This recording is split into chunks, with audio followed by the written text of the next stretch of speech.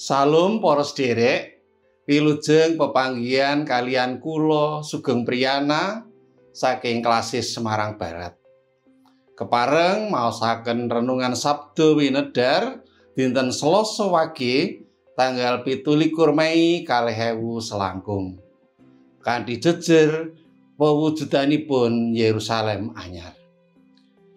Waosan kitab suci saking Wahyu 21 ayat ingkang kaping 22 ingkang mekaten.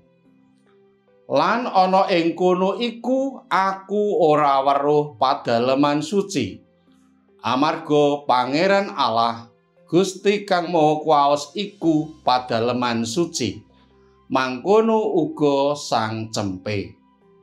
Sederek-sederek patunggilan, nalika gegilut Wahyu 21 ing dinten Minggu tanggal 18 kepengker, kita nampi piwulang pilih langit lan bumi anyar, tegesipun pilih kelampahaning tiyang pitados menika asipat inklusif.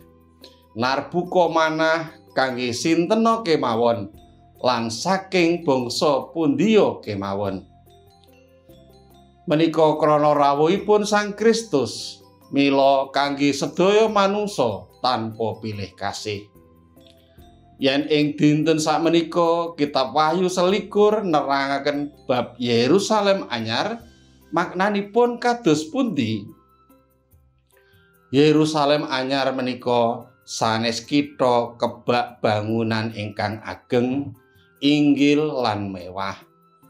Wonten sekolah berkualitas, rumah sakit terbaik, hotel berbintang, bangunan gereja ageng-ageng lan mewah, lampu-lampu mewah pateng kerlip lan padang jinglang.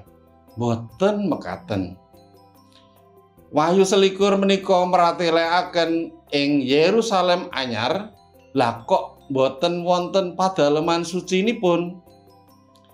Yerusalem anyar wau ugi boten perlu wonten soroting padang, kadosta lampu, srengenge, rembulan lan sanesipun. Padaleman suci ing Yerusalem anyar menika pranyata inggih pribadinipun Allah piyambak, inggih Sang Cempening Allah piyambak. Yerusalem anyar kalimput ing swasana panguwasanipun Allah.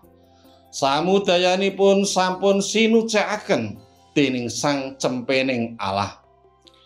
Nalikanipun Yerusalem anyar dereng maujud, sedaya kawontenan ing gereja, pangibadah, kegiatan lan sadéngah ritual agami menika perlunipun kangge dados cara anggenipun para tiyang pitados kakiyataken pitadosipun. Ritual agami saged kangge ngiyataken pitados kita. Lah Yerusalem anyar sampun boten merlokaken sadéngah cara kangge ngiyataken pitados. Menika jalaran Sang Cempening Allah, inggih Allah piyambak ingkang sampun nucakaken kanthi sampurna.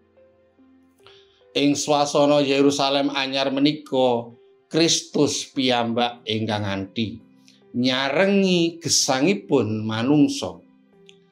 Yerusalem anyar mila swasana ing jagat ingkang winengku, karengkuh lan dipun kuasani dening Gusti Allah wonten ing Sang Kristus. Kita para pitados estunipun sampun begesang ing Yerusalem anyar, krana sampun kinumbah dening rahipun Sang Cempening Allah. Mila rahayu lan bejo kula lan panjenengan dene sampun kelilan nikmati swasana ning Yerusalem anyar.